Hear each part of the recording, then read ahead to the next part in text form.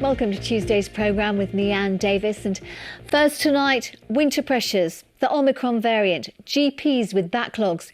It all means more pressure at A&E, a pressure that some are now calling unsustainable. Well, a new answer is being tested in one hospital that treats many of us in this region. And it might turn out to be actually quite controversial. Well, our health correspondent Rob Sissons is at Chesterfield Hospital for us tonight. Good evening to you, Rob. So go on, spill the beans. What is this new idea? Good evening, Anne. A father from Nottingham is unable to get home in time for Christmas now that new travel restrictions have been imposed on Nigeria. Oche Ame was expecting to be with his wife and his 4 young children for the big day, but the decision to put Nigeria on the travel red list means that he is unlikely to make it, as Rachel Royce reports.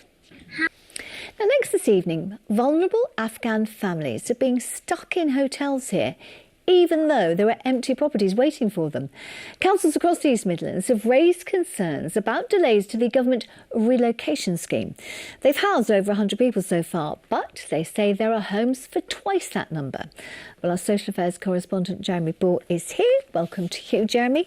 And now this all goes back, doesn't it, to the pictures that we see here, that evacuation from Kabul. Yes, and just imagine how traumatic it would have been to have gone through this, that crush, that gunfire, leaving your home at a moment's notice. Well, now I'm told that around 750 of those evacuees are here in hotels in the East Midlands. And we're talking about people... Thanks indeed for that. You're watching East Midlands Today here on the BBC, and the University of Derby's apologised after it cancelled a graduation ceremony at its Buxton campus less than 24 hours before the event was due to go ahead. Some students say they and their families have travelled from all over the world for the celebration. Well, the university's promised to look at how it can compensate those who are affected, as Simon Hare reports. We're sure going to be looking out, Colin. How amazing. How did they do that? How?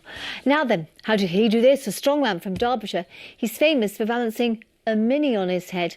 And now he says he wants to reach 100 world records before he retires. John Evans' head balancing act has taken him all around the world. He says he holds about 98 world records at the moment, including 50 that were acknowledged by Guinness. And he's been talking to our reporter, Chris Waring.